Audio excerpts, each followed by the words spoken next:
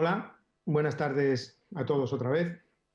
Espero que hayáis tenido una buena Semana Santa, seguro que distinta a todas las que hemos tenido en los últimos años, pero seguro que ha sido buena en compañía de nuestros seres queridos y nuestra familia. Queremos seguir estando en contacto con vosotros a través de esta plataforma SEDO Online, que como todos sabéis es una plataforma que ha creado SEDO para seguir en contacto con vosotros y para seguir dando una formación virtual. Seguimos con nuestro grupo de conferencias que teníamos preparado para esta temporada y hoy el turno es de Raúl Ferrando. Quizá muchos de vosotros ya habéis visto a Raúl Ferrando, sobre todo hablando de tratamientos multidisciplinarios con su hermano. Pero hoy nos va a hablar de un tema que sigue en línea con las últimas conferencias que hemos visto, tanto la de Ramón Mompel como la de Ignacio Blasi. Vamos a seguir hablando de la dimensión transversal.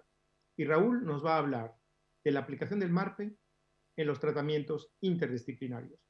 Bueno, muchos ya lo conocéis a Raúl, pero para los que no conozcáis a Raúl, Raúl es máster en ortodoncia por la Universidad de Murcia, doctor en ortodoncia de la misma universidad, Universidad de Murcia, es miembro diplomado de la Sociedad Española de Ortodoncia y es director del máster de ortodoncia de la Universidad Católica de Murcia. Deciros que, como siempre, habrá dos moderadores, que son Ignacio García Espona y Eduardo Espinar, y podéis hacer las preguntas durante y al acabar la conferencia. Si vais a la aplicación de SED Online, vais debajo justo de ponentes y veréis que pone pregunta al ponente. Ahí podéis escribir las preguntas y al terminar la conferencia de Raúl, tanto Ignacio como Eduardo van a ir coordinando y moderando estas preguntas. Deciros que esta semana tendremos tanto una conferencia hoy como miércoles y viernes. Y la siguiente conferenciante será Cristina Suárez Tuero. Seguro que nos va a dar una conferencia estupenda sobre ortodoncia y rehabilitación protética y seguro que nos va a encantar a todos. Bueno, sin más, os dejo con Raúl Ferrando y como siempre, un abrazo y mucho ánimo para todos. Adelante.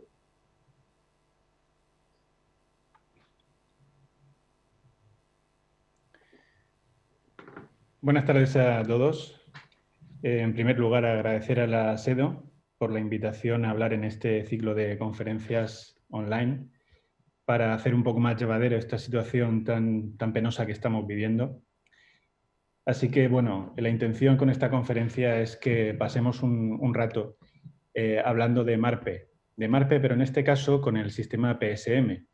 En las conferencias anteriores, el doctor Mompel y el doctor Blasi han hecho alusión al sistema MSE, al cual también vamos a hacer en nuestra conferencia alusión para algunos aspectos, pero nos vamos a centrar en dicho sistema. En primer lugar, lo que queremos es centrar un objetivo. ¿Qué es lo que perseguimos con esta conferencia?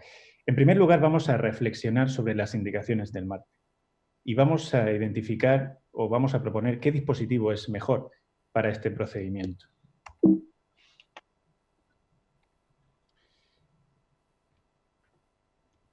Disculpa, ya. Bien, en primer lugar nos tenemos que plantear el factor edad. Hasta ahora, hasta la aparición del MARPE, la edad de 15 años era la que estaba aceptada en el mundo de la ortodoncia como tope para realizar una disyunción. Y a partir de ese momento se consideraba al paciente como un adulto esquelético y se tenían que barajar otras opciones para hacer el tratamiento que fuera preciso hacer. Algunos autores, como Alpen, Capelosa o Inut, nos dicen que la madurez de la sutura es lo que de verdad importa, más que la edad cronológica. Y también se empezó a mirar la sutura con detalle, que es al final lo que nos va a importar, ¿no? Realmente las dos cosas van de la mano. La edad cronológica le podemos dar importancia porque la edad cronológica y la madurez de la sutura suelen llevar una dirección correlativa. Pero sí es cierto que hay adultos jóvenes que tienen una sutura más proclive a un tratamiento para hacer una disyunción que otros, así como la anatomía propia del hueso que ahora vamos a comentar. Otro factor que nos tenemos que plantear es la magnitud de la expansión. Hay momentos en que tenemos que plantearnos si la opción terapéutica para la corrección de la discrepancia transversal es la correcta. En mi opinión, más de 5 milímetros de discrepancia entre maxilar superior e inferior condicionan que no se realice un MARPE. Esto también está publicado. Más allá de los 5 milímetros de diferencia, que es el número mágico, como dijo el doctor Blasi en la conferencia anterior, pues estamos un poco en la incertidumbre de si vamos a conseguir los resultados. Y muchas veces no solamente es necesario hacer un MARPE, hay veces que tenemos que hacer perforaciones en la cortical, perdón, en la sutura o corticotomías. Y tenemos que hacer un balance de si es conveniente someter al paciente a un número de procedimientos quizá excesivo, cuando hay otras herramientas, otros procedimientos como es el SARPE, una cirugía que está muy probada, que es una herramienta también fantástica, que a veces simplifican el proceso en contra de lo que pudiéramos pensar. Este caso, por ejemplo, aquí podemos ver una chica que le falta el 13. Aquí en ningún caso, desde mi punto de vista, se podría haber realizado un MARPE. Era necesario un SARPE porque la magnitud de la expansión era tal que todos nuestros esfuerzos hubieran ido seguramente encaminados al fracaso. Vamos a hablar un poco del protocolo.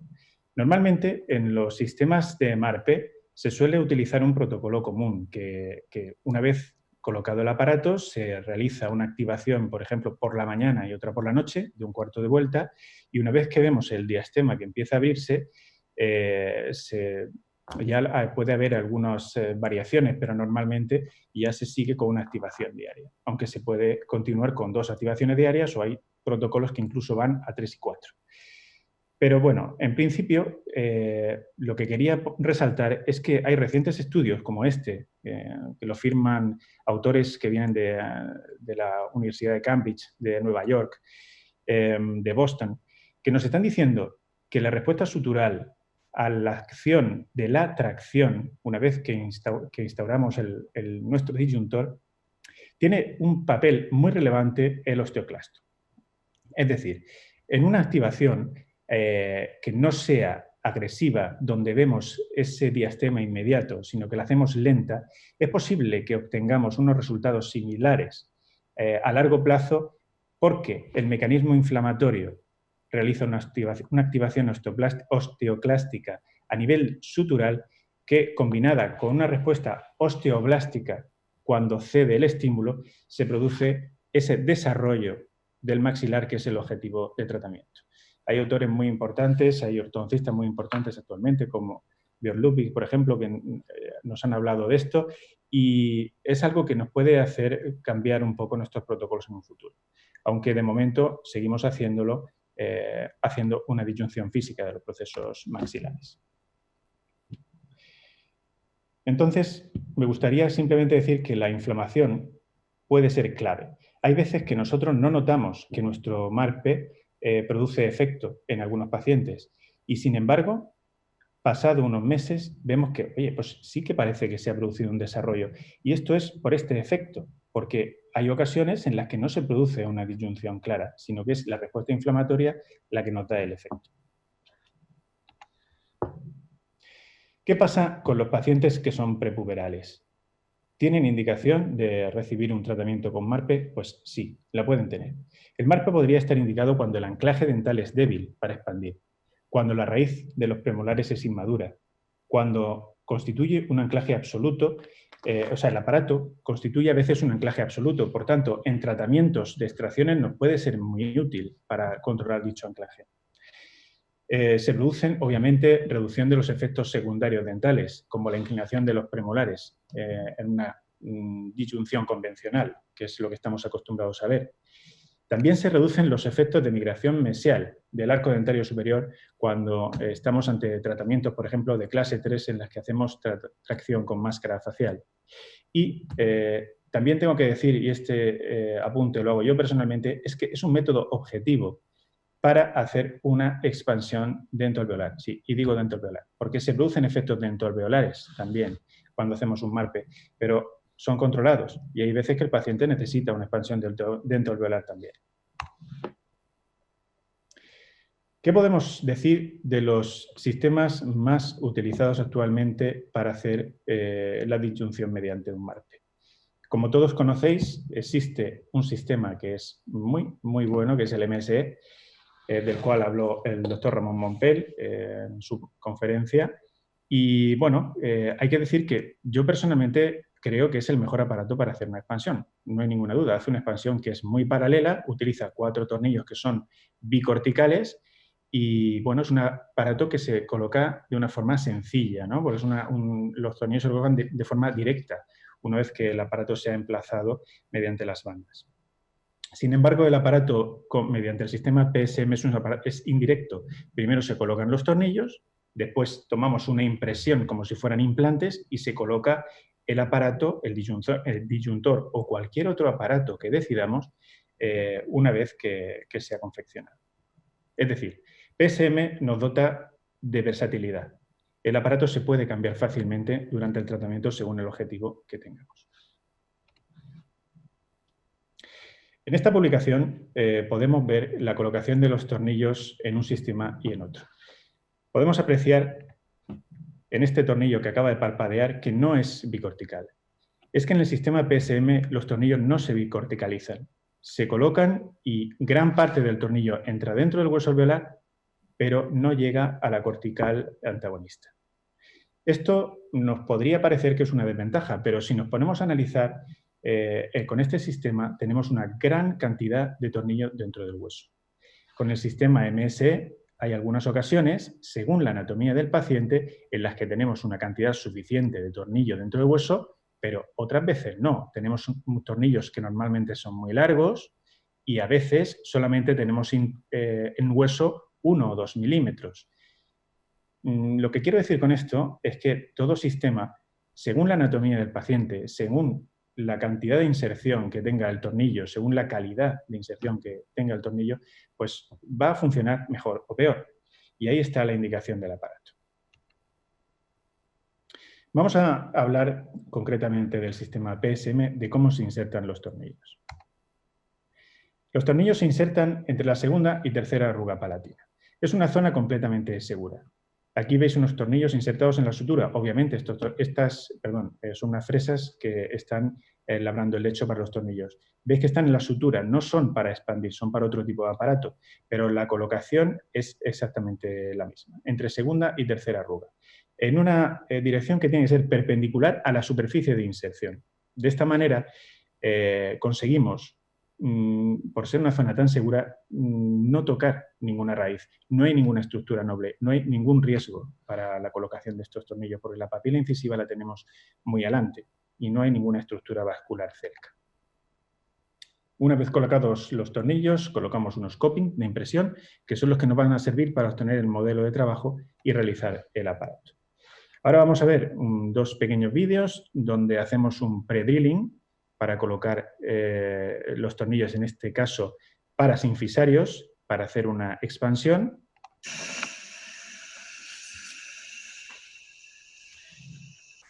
Entonces hacemos un pre-drilling. Una vez que hemos perforado la cortical, utilizamos esta fresa que tiene 1,8 milímetros de diámetro y solamente le insertamos 3 milímetros, como mucho 3 milímetros, para guiar el tornillo. No es conveniente hacer un fresado total de la longitud del tornillo porque eso nos resta retención primaria. Una vez que tenemos los orificios hechos, tenemos que comprobar si hay un mínimo paralelismo entre dichos orificios, dado que el aparato que se va a confeccionar tiene que tener una vía de inserción. Por otro lado, ahora veréis que se colocan los copings. Una vez que los colocamos los tornillos, vamos a colocar unos copings para tomar las impresiones y no pueden converger porque si no, no sería posible la colocación de los mismos. Como podéis ver, es muy simple. Entre segunda y tercera arruga. La colocación es realmente sencilla y no hay que tener miedo ninguno porque es imposible dañar una estructura. Aún así, dicha colocación puede tener variaciones. Aquí veis 3 casos que son los que vamos a analizar ahora a continuación. Y en el primer caso vemos que hay una colocación perfecta del tornillo. Un tornillo robusto que tiene 2,3 milímetros de diámetro por 11 milímetros de longitud. No es bicortical, pero está muy insertado en el hueso. En el caso número 2 vemos los tornillos que, bueno, están bien colocados en posición, pero son tornillos pequeños. Podríamos haber puesto tornillos mucho más grandes, más eficaces, desde los cuales hubiéramos podido traccionar mucho más. Y en el caso número 3 vemos unos tornillos que por inclinación están bien colocados, pero parece que están muy próximos a las raíces de los incisivos. Así que, para objetivizar bien la posición, podemos recurrir a los sistemas digitales de guiado quirúrgico. Hay laboratorios específicos como este, que bueno, pues nos dan unos productos magníficos para no tener ningún margen de error, pero realmente encarecen bastante el procedimiento. Ahora en la universidad, en el máster de ortodoncia, estamos haciendo varios trabajos en los cuales hacemos una superposición del STL, del modelo del paciente, con el CBCT. De esta manera, nosotros podemos hacer una proyección de la colocación del tornillo de manera que se pueda apreciar claramente cuál sería la relación del tornillo con el resto de estructuras para elegir la longitud del tornillo y la posición. De este modo podemos entrar en tratamientos complejos como casos de expansión con caninos incluidos. Una vez que hemos decidido la posición del tornillo, se elabora una placa que se diseña de una manera sencilla mediante el software de Nemocast y que le damos un grosor de 3 milímetros. Ese grosor de 3 milímetros, unida a la inclinación que suelen tener los procesos alveolares, nos da unas guías muy eficaces para que nosotros, cuando metemos esa fresa de pre-drilling, no nos podamos torcer, porque en algunos casos la inclinación de las paredes es excesiva, de las paredes de la bóveda palatina, quiero decir, y nos puede llevar a un resbalamiento de la fresa hacia la línea media que nos compromete la posición del tornillo. Esto sería la placa que diseñamos, en este caso es mi alumna, la doctora Elena, y el profesor Alejandro Zaragoza, que la diseñaron de esta manera. Podemos ver que la dirección de los orificios va a guiar a la fresa. O sea, no son orificios que están hechos al azar, sino que están totalmente enfocados a la posición final del tornillo. Una vez que está clara ya la confección de la férula, se manda a imprimir y obtenemos este producto que con un coste muy bajo nos da esta capacidad de colocar los tornillos en la posición ideal. En este momento ya los podemos poner, hacemos el pre-drilling con las fresas, comprobamos el paralelismo que nos da un paralelismo perfecto y colocamos los tornillos. Y aquí estaría el disyuntor colocado y ya empieza a hacer efecto sin ningún tipo de problema. Una vez que tenemos ya los tornillos colocados, ya estamos para tomar las impresiones. Recordemos que esto es un sistema indirecto. Entonces estos tornillos se colocan y veis que hay unas chapitas aquí que se arroscan. Tienen dos funciones. Una, evitar que se introduzcan residuos dentro del tornillo y la otra es fijar el aparato al tornillo una vez que llegue. Esto se hace mediante estas fresitas de aquí que se tienen que utilizar con un contraángulo porque no se puede utilizar de manera directa, ya que no tendríamos vía de inserción. Y cuando las quitamos, podemos poner el pilar de impresión, que es el coping. Con esto tomamos una impresión, en este caso de silicona. A mí me gusta utilizar impresiones de silicona. Y tenemos una impresión perfecta a la cual le podemos poner los análogos de los tornillos para obtener un modelo de trabajo. Y en este modelo de trabajo, aquí veis un aparato que no es un disyuntor, en este caso es un mousetrap para hacer intrusión de molares, se puede trabajar con muchísima fiabilidad. A continuación, cuando ya tenemos el aparato confeccionado, lo podemos cementar.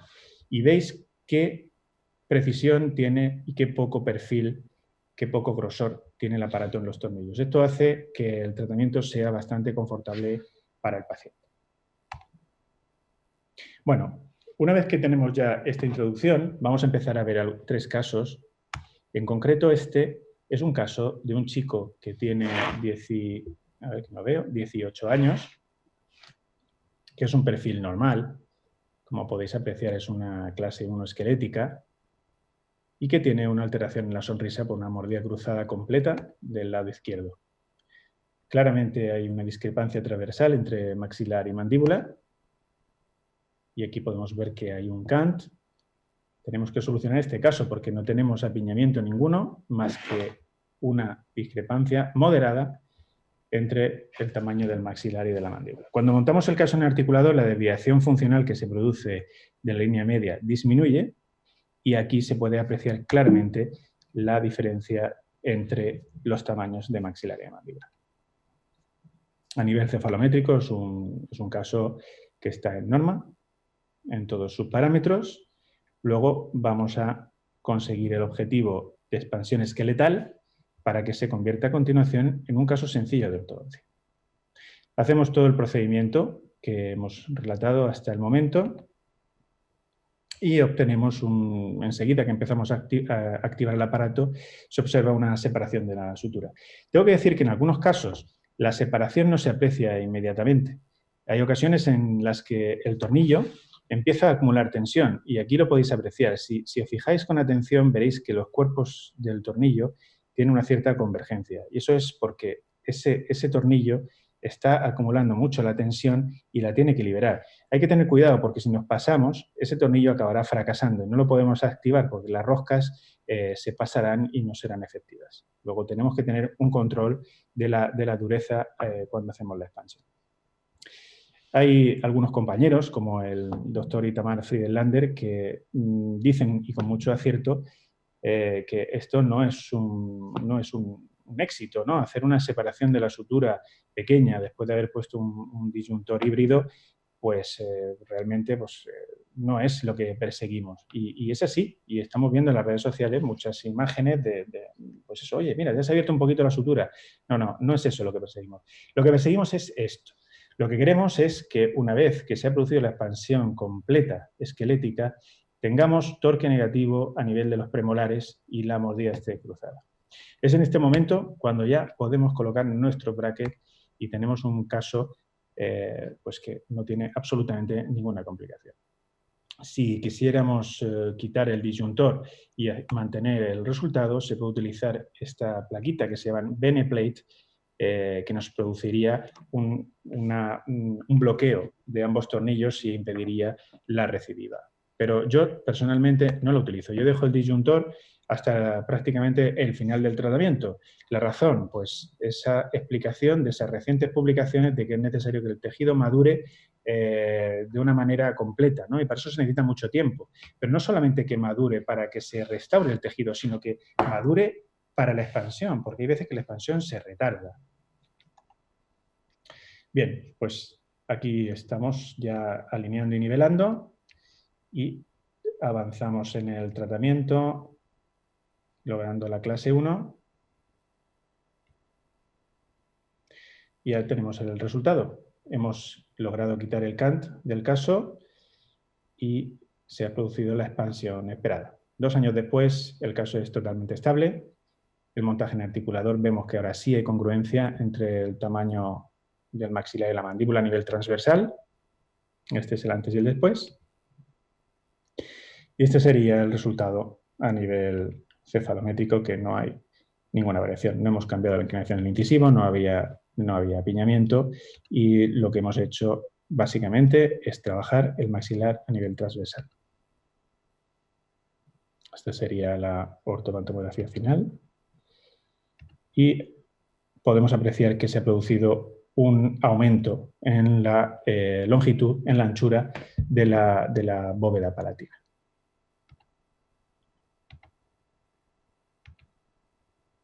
Muy bien, vamos ahora al caso número 2. Este caso es bastante más complejo. El título de la presentación es Sistema PSM y su relación o su aplicación a los tratamientos interdisciplinares.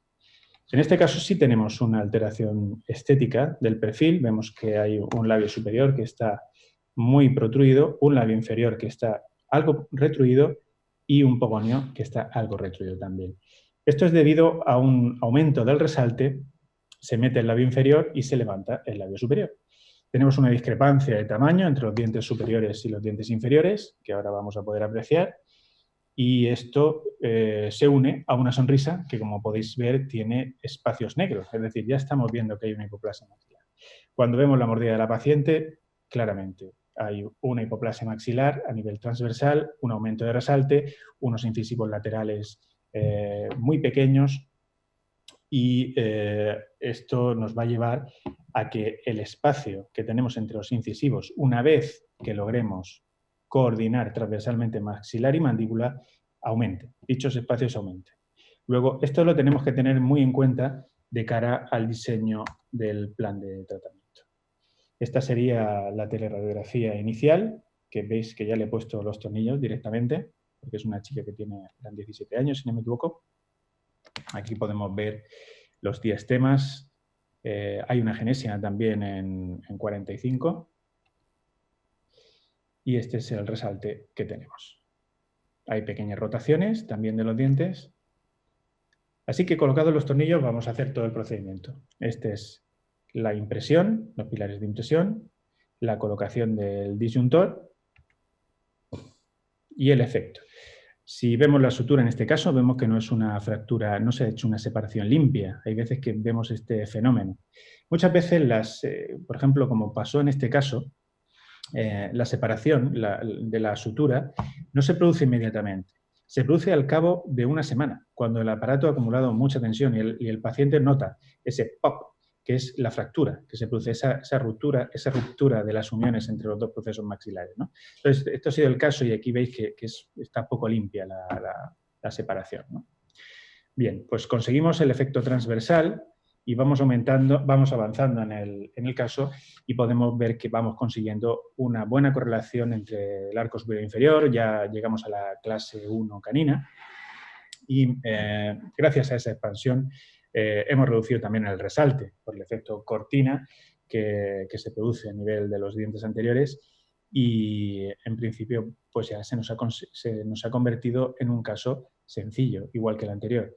Fijaos en la bóveda palatina en este momento, el desarrollo que se ha producido y ahora estamos un poco en manos del dentista restaurador, que nos tiene que decir cómo quiere que le repartamos los espacios para que sean restaurados. En este caso, que es un caso que estamos escribiendo, el plan de tratamiento, esos espacios fueron previstos con anterioridad.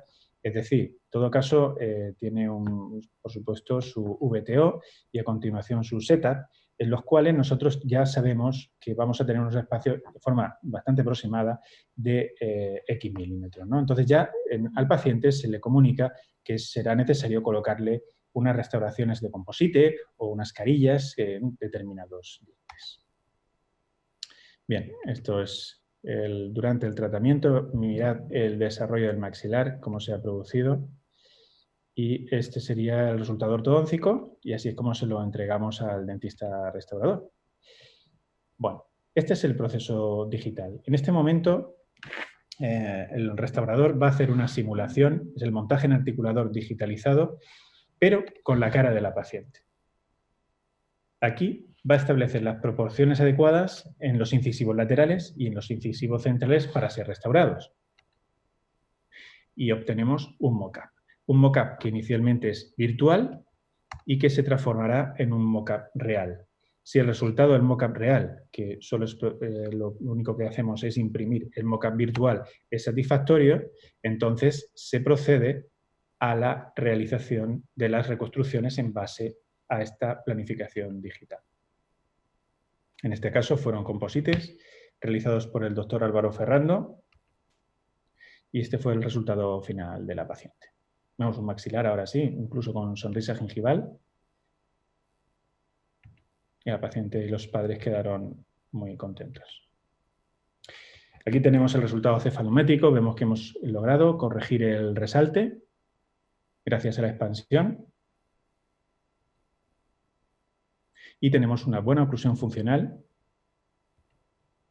que dotará de longevidad a esta boca.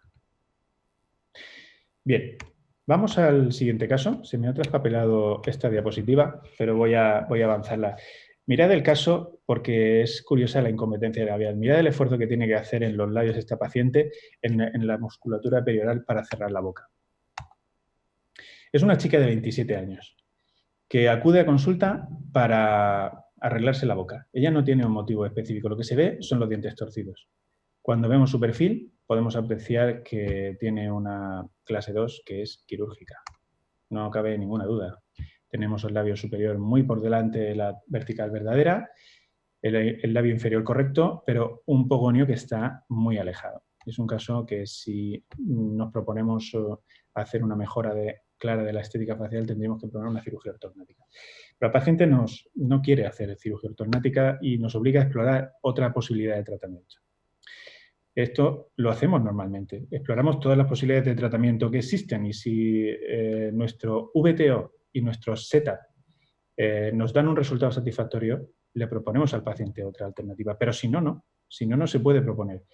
Porque estamos acostumbrados a ver muchos casos. No, es que la paciente es quirúrgica, pero no quiere cirugía. Bueno, no quiere cirugía, pero se puede hacer otra cosa. O sea, primero hay que saberlo antes de intentarlo, ¿no?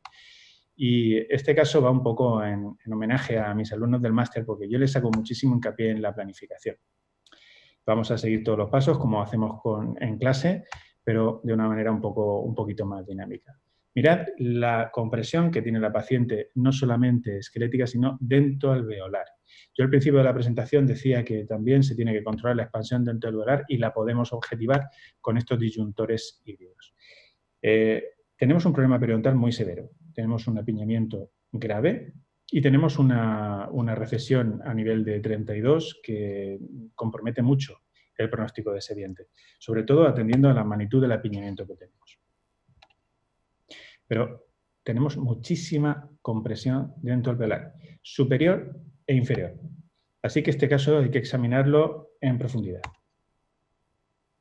¿Podemos solucionar este caso sin extracciones? Evidentemente no. Vamos a tener que hacer algo. Pero si hacemos extracciones tenemos que ver de qué dientes y tenemos que ver qué capacidad de expansión tenemos tanto en el arco superior como en el inferior para decidir esos dientes. Cuando nosotros llegamos a ese estadio del estudio, vemos que el diente 16 tiene una endodoncia hecha y, bueno, el pronóstico es comprometido y nos falta el 26.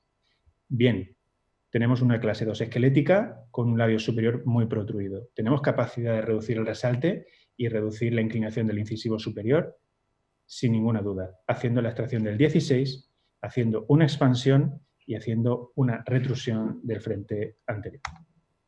Y es lo que vamos a hacer. Mirad el perfil, mirad la inclinación del incisivo superior. Esta sería la cefalometría, tenemos un eje facial de 82 y fijaos una profundidad facial de 81 y una convexidad de 10. Luego, si hay que compensar el caso de alguna forma, es con extracción de dientes superiores. Y ya vemos que hacemos abajo con ese 32 que está fuera. Mirad que ya le he puesto una cruz en el montaje del articulador, pero aún así todavía no estoy muy convencido de si tenemos que quitarlo, porque ya sabemos cuáles son los efectos de la extracción de un incisivo inferior en los casos de clase 2. Esta es la clase 2 que tenemos, el montaje en articulador. Y en el VTO, lo que más nos importa es la posición final del incisivo. Creo que esto es totalmente objetivable. Podemos más o menos ver que el molar se va hacia adelante o hacia atrás, pero ahí hay mucha superposición. Pero el incisivo superior e inferior sí podemos aproximarnos mucho a la situación final. Y miramos que el incisivo superior, para conseguir un resalte adecuado, lo tenemos que retroceder unos 5 milímetros y medio, entre 5 y 6 milímetros. Y ojalá podamos perder espacio, perder anclaje en el molar superior, en este caso en los 7, para lograr una buena oclusión. Y el incisivo inferior no lo movemos, lo dejamos en el sitio, porque no tenemos una buena sínfisis, porque los dientes ya están fuera de cortical y si acaso yo puedo hacer una expansión del arco inferior. Una vez que yo he hecho el VTO 2D, paso al setup y paso la medida del incisivo superior al setup. Esto se puede hacer de manera objetiva y puedo hacer una expansión dentoalveolar de los dientes que yo veo que tienen un torque negativo. De esa manera puedo simular en el arco inferior, si me cabe, ese incisivo, ese 32 que estaba fuera de cara. Eso unido a stripping y unido a cualquier factor que yo quiera introducir en el setup. Hago una simulación. Este setup es un setup que, bueno, podemos así mejorar muchísimo la posición de los dientes, pero nos orienta mucho en la posición final. Y lo probamos en la boca del paciente. Ahora lo veremos. Esa sería la superposición del setup con el modelo inicial. Y tenemos que ver si eso ahora se cumple. Como en todo setup, yo lo que quiero ver son números. Y entonces veo el incisivo superior, el 11, y en este caso he hecho una retrusión de 5,3 milímetros, bastante aproximada al setup, que me daba 5,7, teniendo en cuenta que hay un giro importante del diente, ¿vale? Pero bueno, hay una correlación entre VTO y setup. Y esa sería la simulación en la sonrisa, donde obviamente hay una expansión que también es medible, dentoalveolar y basal. Así que optamos por hacer una expansión mediante un MARPE, a la vez que, una vez conseguido el efecto transversal, se haga una retrusión del sector anterior. Esta es la colocación de los tornillos, perdón, del aparato, a la vez que hacemos la extracción del diente 16. Y aquí empezamos a trabajar haciendo la retrusión del sector anterior, superior, y haciendo la expansión de los dientes inferiores, expansión dentoalveolar. Esto lo vamos a unir a un stripping que está calculado, obviamente, y desde bien atrás, y vamos a ir reconduciendo la inclinación de los caninos inferiores hasta conseguir un espacio suficiente para aliviar el apiñamiento de los incisivos sin proinclinarlos. Aquí vamos avanzando en el tratamiento, ya vemos que el espacio de los molares está prácticamente cerrado y esta es la situación ya de los caninos inferiores, que están bastante enderezados, y esta sería la situación durante el tratamiento de la paciente.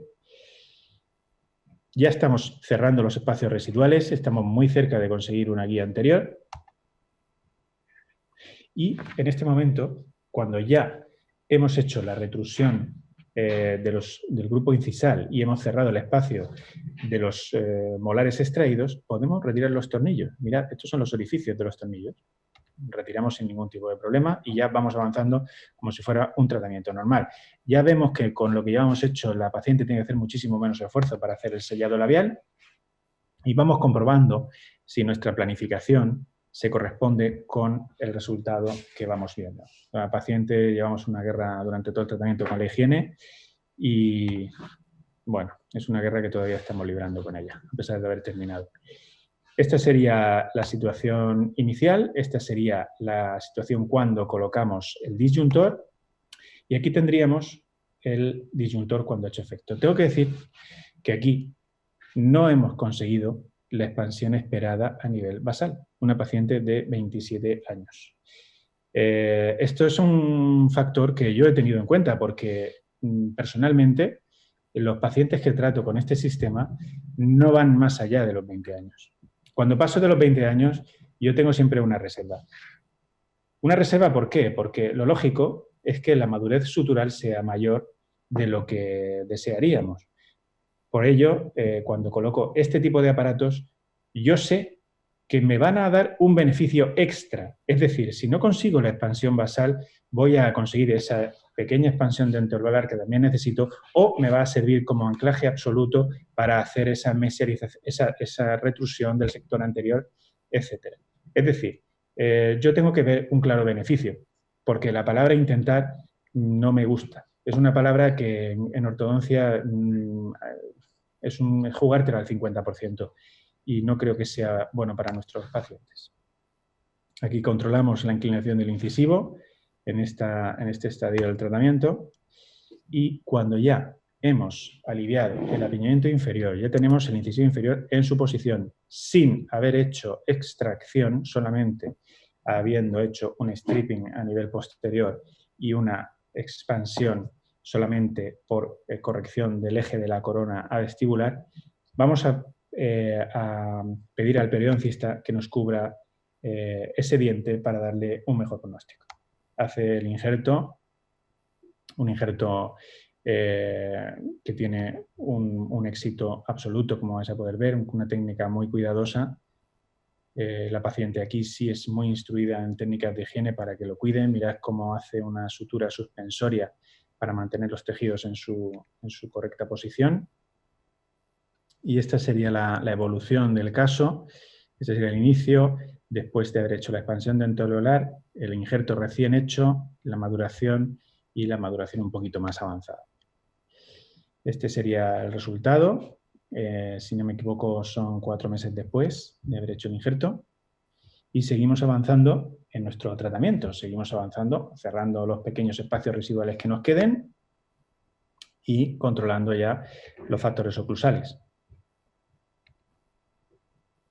Esta sería ya una situación, todavía nos quedan algunos espacios y aquí tendríamos la comparativa del inicio con el final. Ya he puesto ya las fotos de final y podemos apreciar que, bueno, tenemos ahora una oclusión que es funcional, perfecta no puede ser porque es un caso quirúrgico, pero hemos puesto esta boca en salud a nivel periodontal, a nivel oclusal, a nivel estético y a nivel funcional, donde la paciente realmente pues, está muy satisfecha. Hemos logrado también mejorar mucho la incompetencia labial, ya no tiene que hacer ese esfuerzo. Fijaos cómo viene y cómo se va. Y el injerto ha madurado muy bien y hemos conseguido que ese diente tenga un pronóstico mucho mejor a largo plazo. Aquí tendríamos la sobretomografía, vamos a ver, los 8 nos quedan unos poquitos días más aquí, pero nos vimos obligados por circunstancias de que la paciente se iba de viaje a quitar el aparato, pero la tenemos totalmente controlada. Y aquí tendríamos la comparativa inicial, el setup, el objetivo de tratamiento, el momento de la disyunción, una disyunción que ha sido híbrida, parte basal, parte dentoalveolar, y el resultado final. Bien, después de mostraros estos casos multidisciplinares, me gustaría concluir diciendo que el MARPE es una herramienta muy eficaz en el tratamiento de la compresión maxilar moderada. Y creo que todo ortodoncista debe conocerla y me atrevo a decir que dominarla. La colocación de los tornillos, como habéis podido ver, es muy sencilla. Aún así, el que no tenga hábito quirúrgico, no hay ningún problema en derivar el paciente y que te los pongan, porque hoy en día somos capaces de hacer expansiones basales en adultos jóvenes, en pacientes postpuberales que anteriormente no éramos capaces de hacer, ¿no? Y es algo que es un recurso que tenemos que emplear, porque en nuestros casos quedan mucho mejor y podemos hacer muchos más casos de los que hacíamos. También decir que el tipo de aparato que se emplee, y esto lo digo en alusión a otros aparatos como el MSE, debería estar basado en el diagnóstico y en los objetivos. Si tenemos un diagnóstico de una compresión en la que tenemos que hacer una disyunción paralela muy eficaz porque nos lo permite el caso, porque anatómicamente el hueso nos va a dejar hacerlo, pues el MSE es un aparato magnífico. Sin embargo, si tenemos que hacer expansión, no tenemos una compresión basal excesiva y a la vez tenemos que hacer una combinación de aparatos para mesializar o distalizar dientes, pues el PSM puede ser una buena alternativa, porque nos da versatilidad en los planes de tratamiento. Y bueno, esto es lo que quería contar. Así que en principio, si os parece bien, podemos dar paso a las preguntas. Muy bien, Raúl. Muchas gracias por tu magnífica presentación. Creo que has puesto un sistema diferente que estoy seguro que a mucha gente le va a llenar de dudas. De hecho, tenemos un montón de preguntas.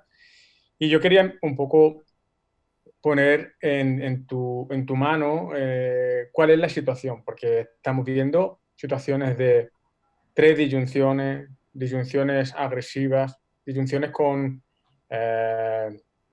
corticotomía. ¿Dónde pondrías el límite? ¿Hasta dónde tendremos que plantearnos? A lo mejor no merece la pena generar otro tipo de actuación en esas situaciones tan severas. ¿Cuál es un poco tu opinión? Pues muchas gracias por la pregunta, me parece muy apropiada. Mi opinión es que los ortodoncistas no deberíamos de actuar de forma heroica. Deberíamos de actuar de una manera que sea, digamos, predecible en nuestros resultados. Yo creo que una diferencia de tamaño basal de más de 5 milímetros nos debe de llevar a pensar en otros recursos que no sean la disyunción con MARPE. porque una disyunción mayor, como tú bien has dicho, puede requerir el uso de varios disyuntores o de técnicas pues que, sin ser tan agresivas como la cirugía ortognática, pues no dejan de serlo, porque hacer corticotomías es invasivo, o hacer perforaciones en la sutura palatina. Y si todo además lo combinamos y luego no funciona, pues realmente es un problema. Luego, yo creo que el límite está en la discrepancia moderada. Cuando pasamos a una discrepancia severa, creo que lo indicado es hacer un salpe, sin ninguna duda. Hola, buenas tardes a todos. Muchas gracias, Raúl. Una conferencia muy clara, muy explícita de lo que tú pretendías hoy presentarnos. Y efectivamente, gracias por compartir experiencia y por compartir tu conocimiento en esta tarde con la Sociedad Española de Ortodoncia. Y mi primera pregunta, te voy a hacer un símil muy futbolístico. La primera parte podemos decir que fue la que ha tratado sobre el sistema MSE. Te han precedido los doctores Ignacio Blas y Ramón Mompel. Y hoy te toca en la segunda parte hablar del otro sistema MARPE más frecuentemente utilizado, el sistema PSE. Entonces, la pregunta sería un poco, y viene formulada en varias preguntas de algunos oyentes, ¿cuál sería la guía para decidirse por el sistema MSE bicortical directo sobre 4 tornillos o sobre el sistema PSM sobre doble tornillo, en este caso indirecto, y no bicortical? Es decir, ¿cuál es un poco la guía por la que se decide, por la que te decide en un caso por una vía o por la otra? Vale, muchas gracias por la pregunta, Ignacio. Pues mira, la respuesta, como la pregunta no es sencilla, la respuesta tampoco lo es. Pero vamos a tratar de resumirla en un par de aspectos. La primera es diagnóstico y la segunda es objetivo de tratamiento. ¿Por qué digo diagnóstico? Digo diagnóstico porque si el paciente es un paciente, por ejemplo, que solo necesita una expansión moderada, 5 milímetros, venga, un poco más, 6 milímetros, tiene una anatomía ósea factible, eso significa que en el lugar, por ejemplo, donde vamos a poner los tornillos de un MSE, tenemos un sustrato óseo suficiente para que el tornillo se ancle con suficiente cantidad de tornillo dentro de hueso y lo anclemos bicortical, pues ahí tendríamos la elección del MSE. Sin embargo, si tenemos un biotipo o un fenotipo en el que un paciente tiene un espesor óseo a nivel de la bóveda palatina muy escaso y un tornillo que tiene 14 milímetros, solamente lo vamos a insertar 2, aunque sea bicortical, pues quizá no obtengamos los resultados que esperamos, ¿no? O sea, la anatomía del paciente es fundamental y eso es diagnóstico. Sin embargo, con el PSM, como siempre hay suficiente hueso entre segunda y tercera ruga, aunque no haya una bicorticalidad en los tornillos, siempre tenemos una gran cantidad de tornillo dentro. Luego la disyunción está asegurada, pero yo la indicación absoluta de PSM la daría en compresiones leves, moderadas, donde además tenemos que hacer algo más. Y algo más significa hacer movimientos anteroposteriores de los dientes, por ejemplo, hacer intrusiones, hacer, en fin, traccionar de dientes incluidos, porque es un sistema versátil que te permite ir cambiando aparatos a placer. Luego, ahí estaría un poco la diferencia entre uno y otro. En primer lugar, diagnóstico, condiciones anatómicas del paciente y, en segundo lugar, objetivos. Si tenemos un objetivo básico de expansión y tenemos las condiciones adecuadas, sin duda MSE. Si hay que hacer más cosas, PSM nos da esa versatilidad que nos facilita el camino. Bueno, muy bien. Yo creo que sí, aunque hay muchas preguntas, creo que intentaremos llevar un orden un poco.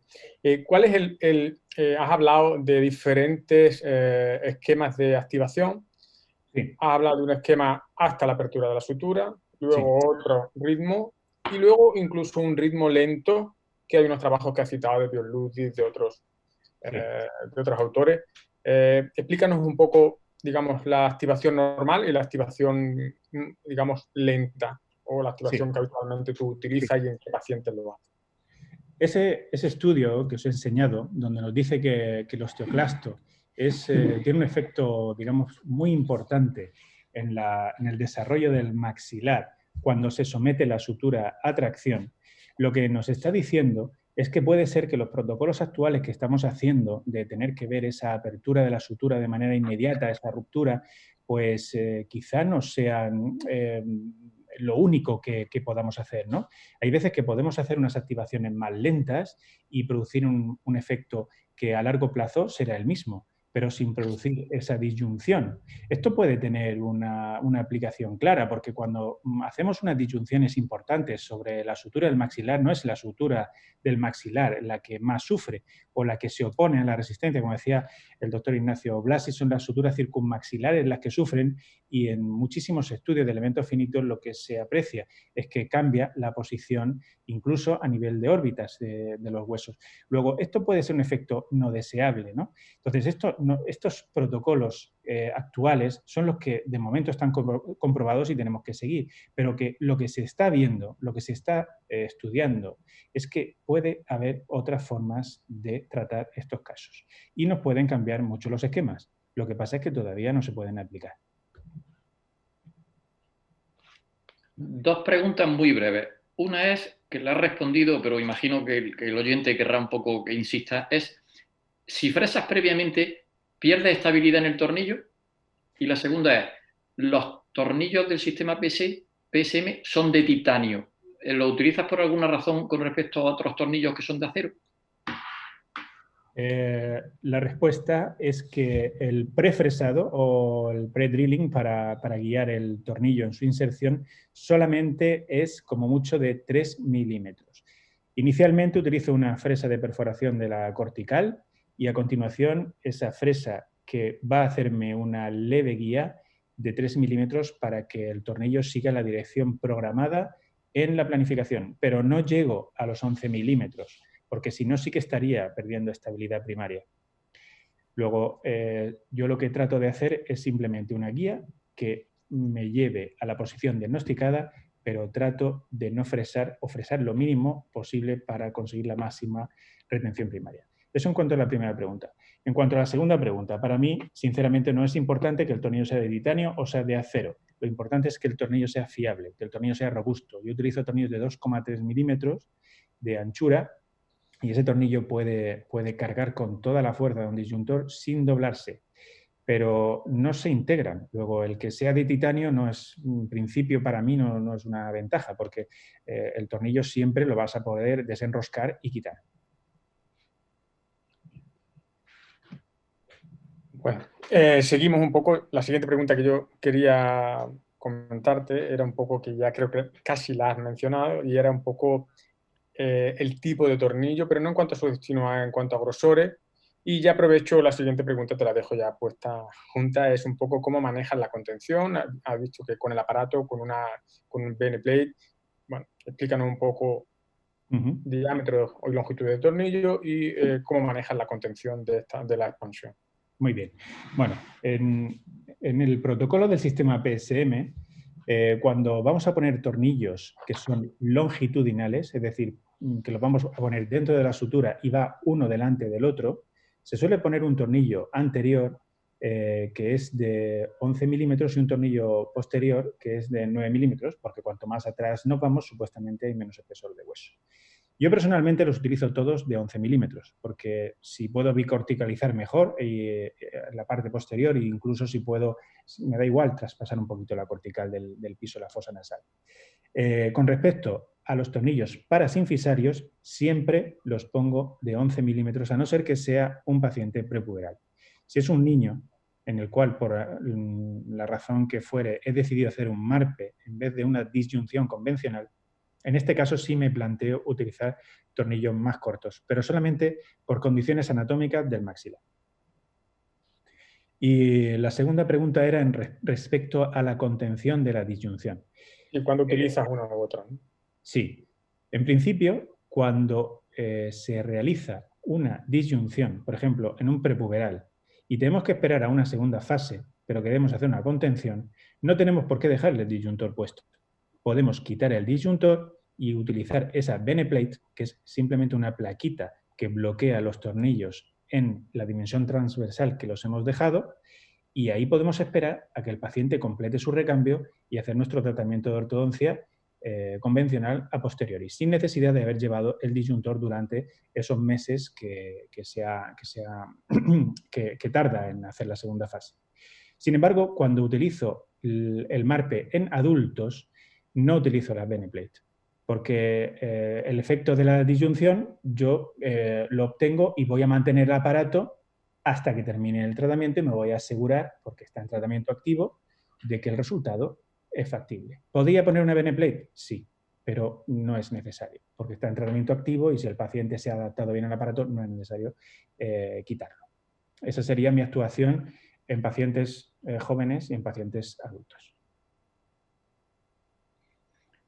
Raúl, dos preguntas muy en relación con el desarrollo 3D. Una muy fácil, muy rapidita. ¿Qué material usa para la impresión 3D de las guías quirúrgicas? Y la segunda, si se puede tomar un scan en vez de hacer una impresión de silicona a la hora de confeccionar el disyuntor. Bien, con respecto a la primera pregunta, es un acrílico que utilizan las impresoras, no recuerdo exactamente la marca, pero no es un material especial. Lo que sí tengo que decir es que el material que se elija tiene que tener una cierta dureza, porque esas guías para hacer el guiado del fresado, como no tienen una arandela metálica, si son materiales muy blandos, podrían soltar virutillas que no convienen en el procedimiento de fresado. Luego, la resina lo más dura posible. No me atrevería a decir una marca en concreto, pero esa sería la cualidad que yo necesitaría en este tipo de guías quirúrgicas. La segunda pregunta, ¿me la puedes repetir? Si en vez de hacer el procedimiento por vía de impresión de silicona, si se puede hacer todo vía escáner, vía... Pues el problema está en los copings que son metálicos. Los escáneres, las cosas metálicas las llevan mal por los reflejos y este tipo de factores que todavía no están controlados en los escáneres. Estoy seguro de que esto está cambiando y dentro de poco se cambiará la forma de trabajo si no se está haciendo ya. Yo personalmente combino el trabajo digital con el trabajo con silicona. Yo no he conseguido quitarme el alginato de la silicona totalmente de mi clínica. Espero que así sea, pero de momento todavía hay limitaciones. En el momento en el que consigamos que los copings no sean metálicos y sean de otro tipo y no hagan reflejos, yo creo que no habrá ningún problema. Bueno, volvemos un poco al esquema habitual de convencional esquelético, porque parecería, y sé que no, parecería que solo se hace esquelético. Entonces, mi pregunta sería un poco, ¿cuándo haces convencional, cuándo haces esquelético? Y en esas situaciones intermedias, ¿cuáles serían un poco las indicaciones para optar por una opción? Aunque creo las has dicho, creo que sería bueno que las repasaras porque hay bastantes preguntas acerca de ese tema. Un poco si utilizas convencional o no, que entiendo que sí lo hace, y si decides hacer esquelético, en esos casos intermedios, ¿por qué optas por uno o por otro? ¿O cuáles son las indicaciones para aclarar un poco cuál sería la mejor elección? Bien, vamos a ponernos cronológicamente en el paciente. Un niño pequeño, vamos a poner que tiene 8 años y tiene una compresión muy severa, muy severa. Si la compresión es muy severa, tiene un paladar ojival muy acentuado, probablemente no me van a caber los tornillos. No van a caber en la línea y voy a tener que hacer una colocación de que esté uno por delante del otro. Esto es viable, se puede hacer, pero ¿por qué no? En este caso, que es una compresión muy severa, hacer una disyunción convencional hasta donde pueda. Sé que probablemente no se van a cumplir los objetivos y un poco más adelante, cuando he hecho una disyunción convencional y ahora tengo espacio para colocar los tornillos, consigo esa compresión basal adicional un tiempo después, cuando he logrado ese desarrollo inicial. Entonces, esto para mí es relevante. Hay veces que no podemos conseguirlo todo con un MARPE directamente cuando tenemos un problema de este estilo. Con respecto a un paciente que esté en dentición mixta, donde tengamos una reabsorción de los molares de leche que no nos permita el apoyo con fuerzas sobre ellos porque no se va a producir la disyunción, pues ese es un caso claro, donde si tenemos que hacer una disyunción, la hagamos híbrida, porque así nos quitamos ese riesgo. Todos tenemos pacientes que les estamos diciendo, no, espérate que salgan los premolares y entonces te hago la disyunción. Entonces salen los premolares, pero cuando salen los premolares tiene que madurar la raíz, porque esos premolares con una disyunción convencional, el 4 va a ir a vestibular. Luego, esos pacientes para mí son candidatos a hacer un MARPE, ya que voy a eliminar el efecto dentoalveolar de los premolares. Era el primer caso que os he mostrado, aunque ya fuera un adulto joven. Conseguir una buena expansión basal, manteniendo el torque negativo de los premolares, para mí es el éxito. No es ver el gran diastema. El éxito es descruzar la mordida y ver torque negativo a nivel de sectores laterales superiores, ¿no? Ahora bien, si yo tengo un niño que tiene las raíces de los molares de leche, un niño de 7 años, perfectas, unos molares que están en buenas condiciones y tiene una compresión moderada, ¿por qué no le vamos a poner un McNamara convencional? Por supuesto que sí, no hay ningún problema para ello. Es un poco complejo, hay diferentes situaciones. Eduardo, no sé si he logrado contestar. Sí, vamos, la idea era un poco esa, ¿no? Es decir, ¿por qué entiendo que sí, que la disyunción convencional es viable y hasta qué punto? Luego hay casos donde pacientes muy jóvenes, y ya has dicho, claro, circunstancias que te ayudan a utilizar eso y más o menos era un poco la idea de lo que estaban preguntando. Ignacio. Pues mira, te voy a trasladar la pregunta de una compañera, María, muy clínica. Te felicita por la presentación también. Muchas gracias, María. Bueno, no sé si querrá que diga el apellido, entonces lo vamos a obviar.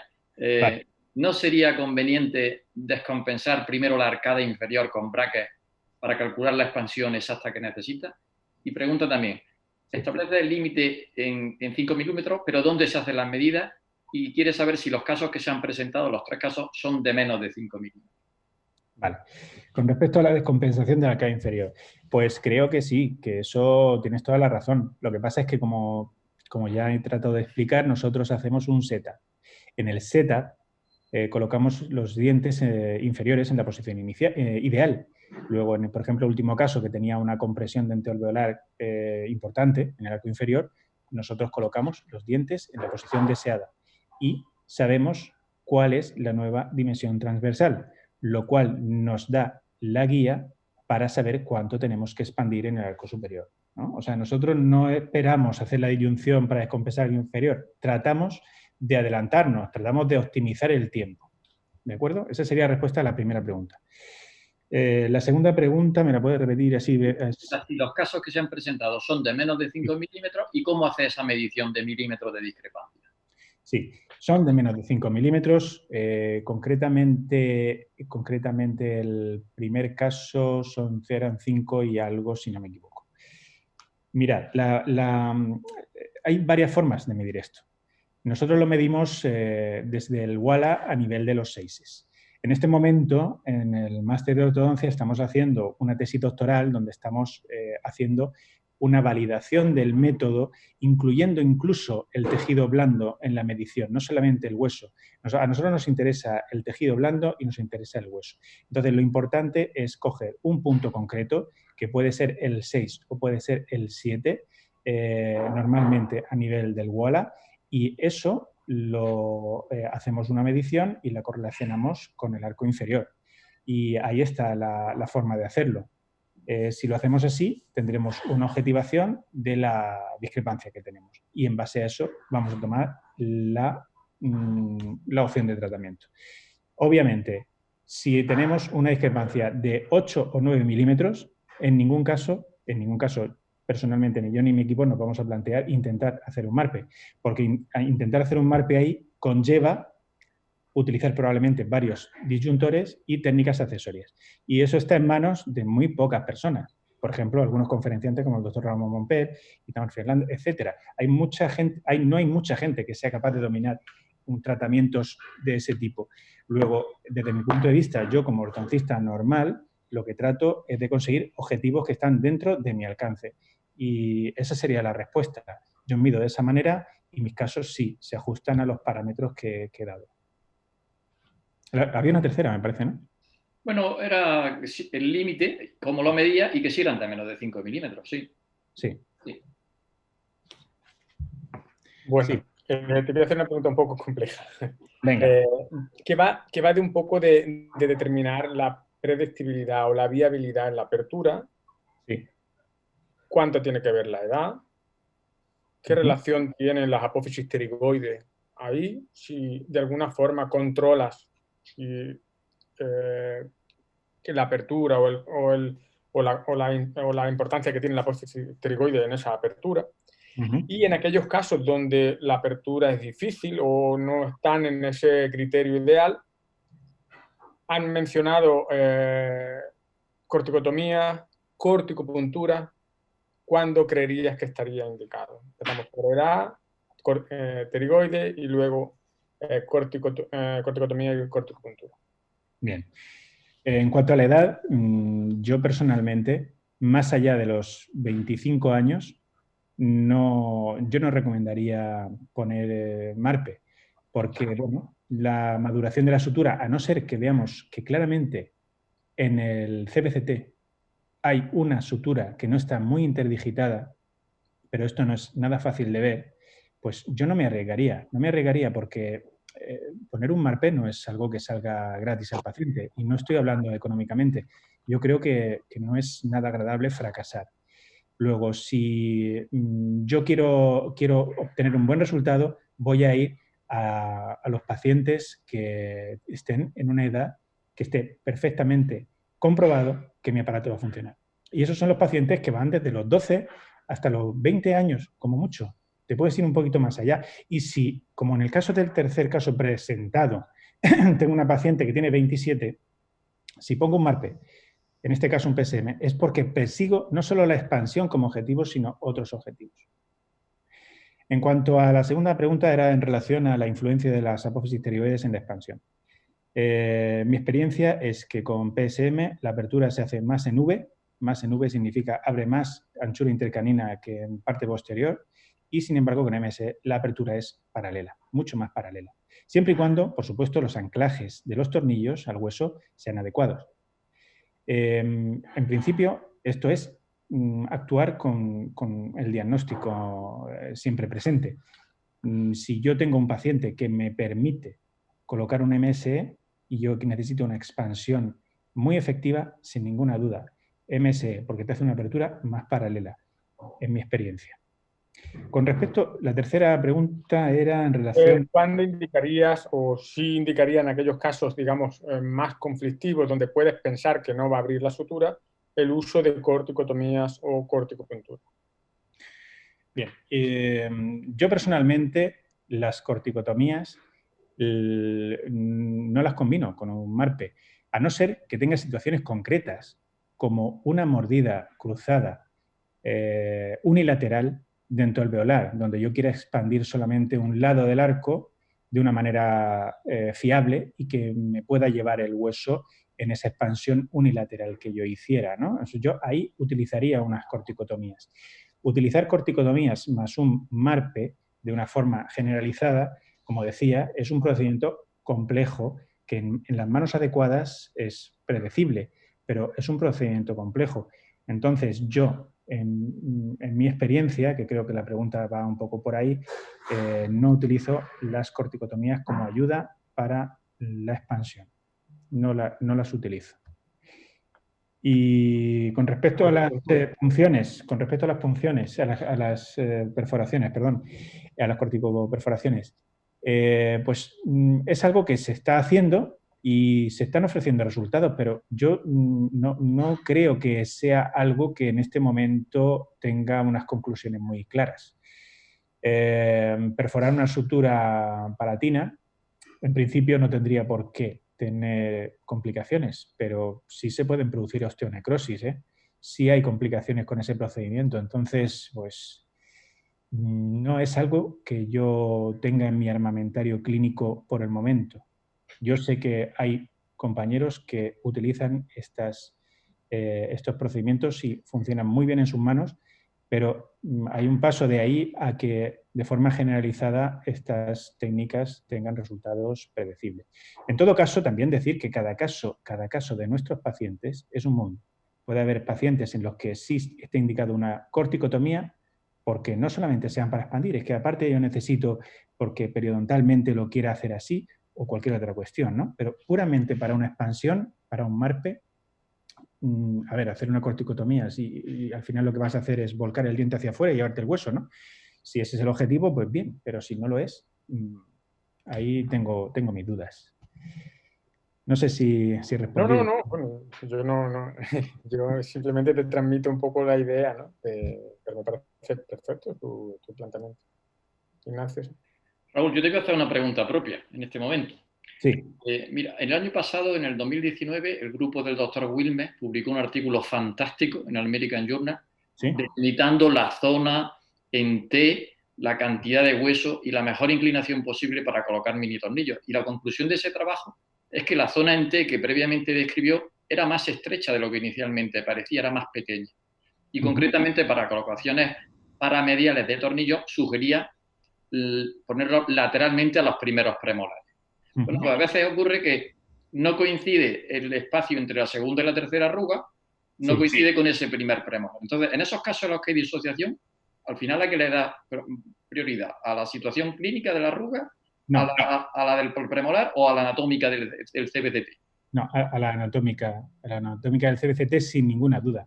O sea, cuando no había posibilidad de hacer este procedimiento guiado, nos guiábamos por las arrugas palatinas, que es algo que es objetivo, pero no definitorio. O sea, sí que es cierto, yo he presentado los 3 casos con diferentes posiciones de los tornillos y igual me he guiado con uno que con otro.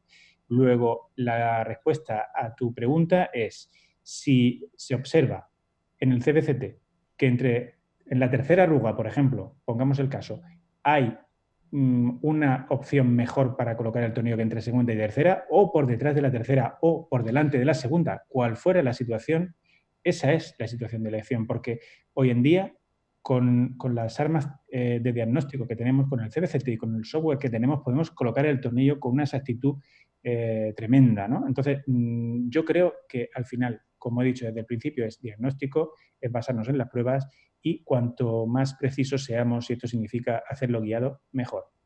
Hacerlo guiado sí que es cierto que implica un poco más de trabajo, quizá algo más de coste, quizá no, implica algo más de coste, pero creo que también esto se está popularizando y se está racionalizando ese precio, ¿no? Entonces yo creo que, sobre todo para el que no tenga demasiada experiencia, es muy recomendable, más que guiarse solamente por una zona concreta, que si bien es un artículo muy importante, pues todo evoluciona.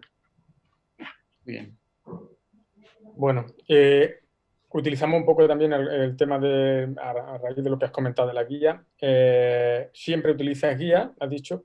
¿Existe un sistema propio de guía? ¿Prefieres ese sistema, lo has utilizado, o el sistema que tú has propuesto, digamos, preparado por ti mismo, lo prefieres?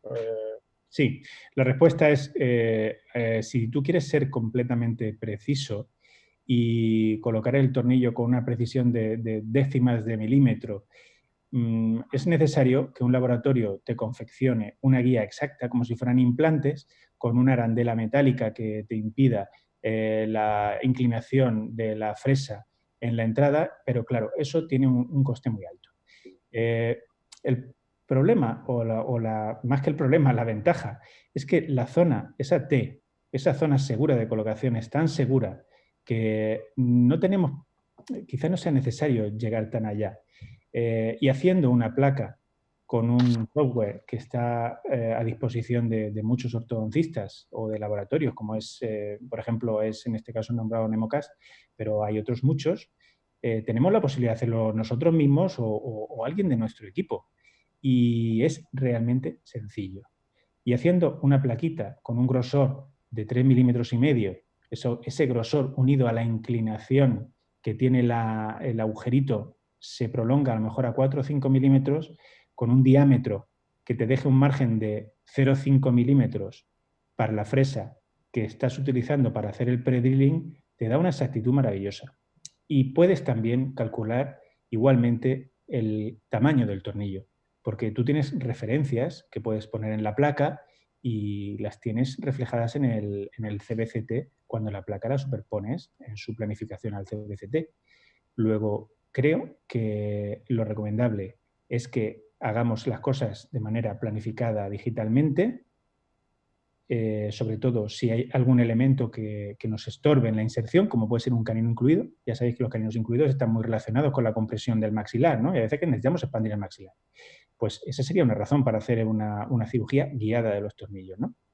Ya el que queramos utilizar un laboratorio que nos dé una placa perfecta y precisa y nos cueste muchísimo dinero, pues es una opción, ¿no? Pero tampoco considero que sea necesario. Pues yo por mi parte voy a hacer la última pregunta, ¿vale? Luego ya si acaso cierras tú, Eduardo. Y es, ¿qué ventajas aporta expandir con un mecanismo híbrido con respecto a una expansión esquelética pura? Sin apoyo molar, sin apoyo dentario. Bien, es una pregunta magnífica. El apoyo dental da mucha estabilidad al disyuntor. Cuando se produce la disyunción y el aparato es puramente óseo, hay veces que cuando la disyunción es efectiva, se pueden producir variaciones verticales de los fragmentos. Sin embargo, si hay un embandado de molares, ese factor no se va a producir. La apertura se va a producir en el plano, claramente. Es decir, está más controlada. Obviamente, todo depende biomecánicamente de la colocación de los tornillos con respecto a la sutura, porque no será lo mismo colocaros perfectamente simétricos a la sutura que colocar el disyuntor y que se nos quede unos tornillos a 3 o 4 milímetros y otro tornillo se nos queda a 1 milímetro de la sutura, ¿no? Entonces, la expansión va a ser diferente. Luego, desde mi punto de vista, el disyuntor híbrido es más estable y te produce un resultado más, digamos, predecible, ¿no? Otra cosa es que también hay que considerar que siempre un disyuntor híbrido te va a producir un volcamiento, en cierto modo, de los molares. Entonces yo tengo una forma de controlar esto, tengo una forma de controlar el volcamiento de los molares. Hay veces que yo utilizo el disyuntor y enseguida coloco mi arco de ortodoncia cuanto más grueso mejor para controlar la vestibulización. Pero hay muchas veces que la deseo también, esa vestibulización de los molares. Luego vuelvo al diagnóstico, ¿no? En cuanto a mi preferencia, y volviendo a la pregunta, yo prefiero un disyuntor híbrido que un disyuntor óseo. Y si quisiera una expansión pura, iría a un Sarpe, porque es el que a mí me daría más confianza. Así que cuando yo quiero una expansión pura y de gran calidad y de mucha magnitud, es ir al Sarpe o a la segmentación maxilar, que es otra, ¿no? Pero bueno, en principio el Sarpe sería la alternativa. Bien. Bueno, yo creo que nos llega un poco el final. Sigue habiendo muchísimas preguntas porque eso es buena señal de que hay mucho interés por todo lo que tú has estado hablando. Y yo quisiera intentar terminar con las conclusiones, que son un poco las que tú has planteado, ¿no? De un poco que este sistema sería un sistema ideal para compresiones moderadas. Es una buena herramienta en esta situación. Si la edad, en tu caso, no irías más allá de esos 25 años aproximadamente, con una alta variabilidad, pero sí por tener una referencia de situaciones de esos 5 milímetros, que ahí sí ha habido duda en las preguntas finales, de esos 5 milímetros, si te referías a 5 milímetros, que a partir de esos 5 milímetros o una diferencial de 5 milímetros, ahí ha quedado un poco en duda.